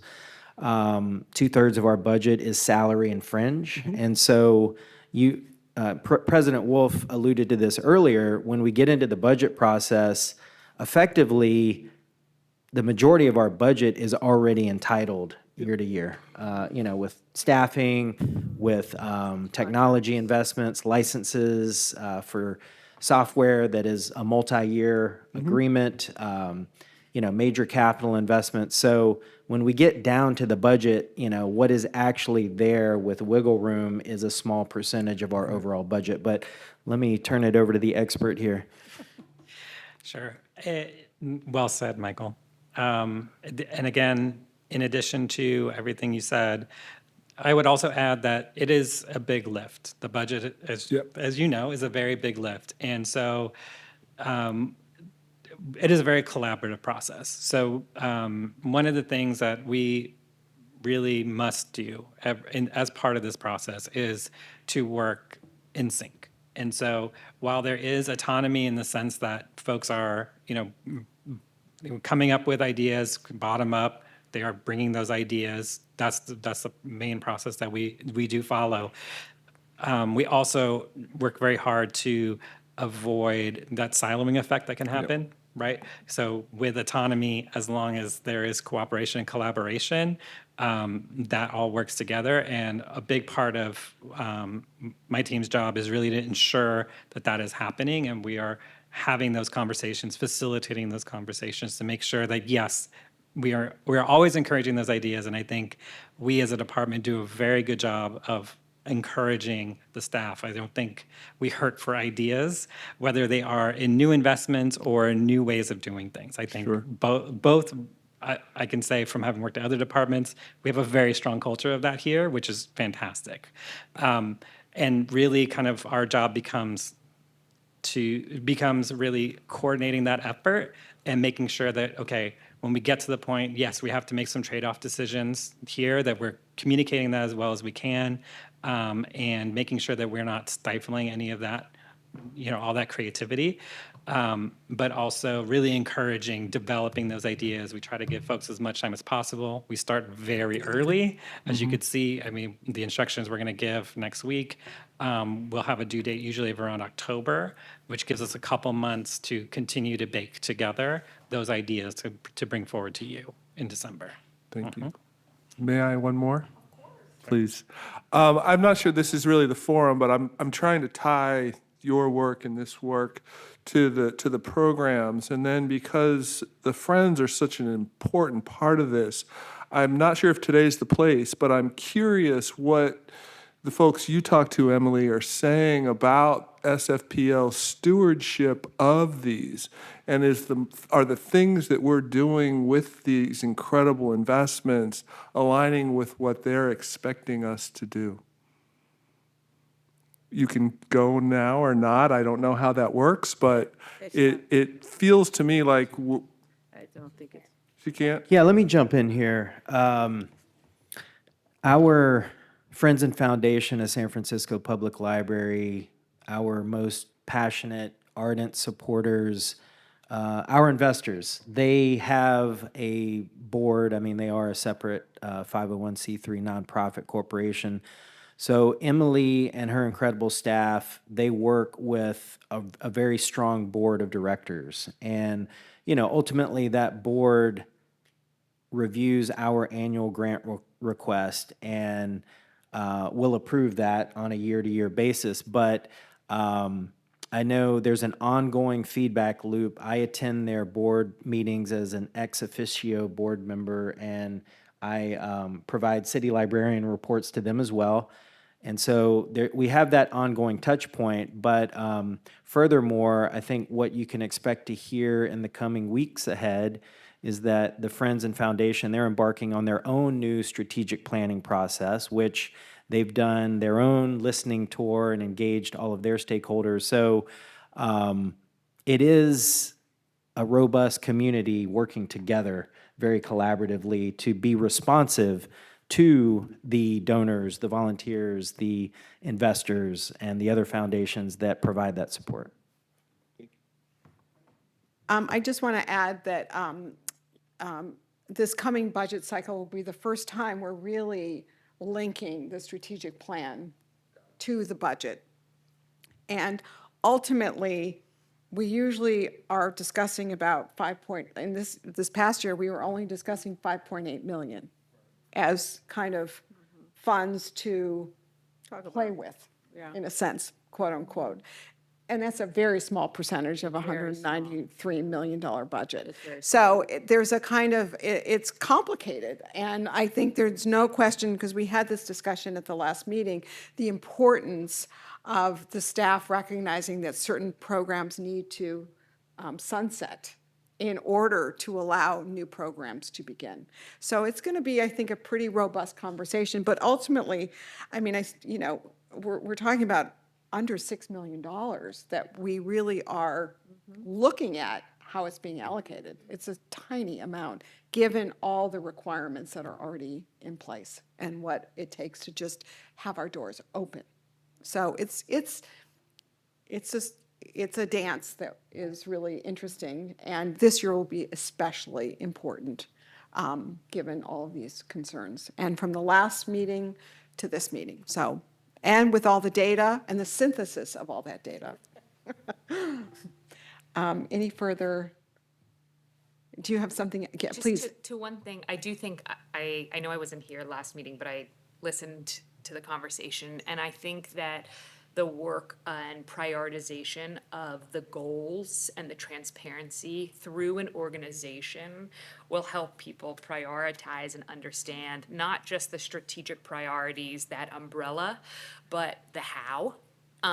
Is going to be really important to drive effectiveness and efficiency in the process, as well as I feel like for us to be supportive and enable the right way of kind of positioning the budget. So I think to Connie's point about Commissioner Wolf's point of last meeting being really important, I think it's actually it's a requirement as an input into the process for everyone to be speaking the same language. Otherwise, everyone's going to come at it from their own kind of bias and perspective. So just more of like a pin in that. I think it's really important. Thank you for that. I think this concludes this session. I just want to once again thank all of the great presentations, as well. What was presented here was fantastic and so illuminating, but we also know a million other things have been happening since our last meeting. So just want to extend our gratitude to everybody on the staff who are working to really engage the community in such meaningful and impactful ways. I just want to finally add that not only do we have the Friends to thank for this gift that they make every year to us. They raise the funds to give us these resources that provide essential tools for the staff to really accomplish their work. But we are also beholden to the citizens of San Francisco who give us the we really are indebted to them, and we really have to be mindful of them in every dollar we spend. We're stewards. We are stewards of the funds that they allot us, so we have a lot of people to be beholden to and to be grateful to, but also to ensure that we are doing the best that we can with the funds that we're given. So I don't want to forget about the tax-paying citizens of the city and county of San Francisco. So thank you very much. So we now move on to item number 5, and this allows me to do my thing. The meeting is now adjourned. We look forward to enjoy the final moments of summer, and we will see you in September.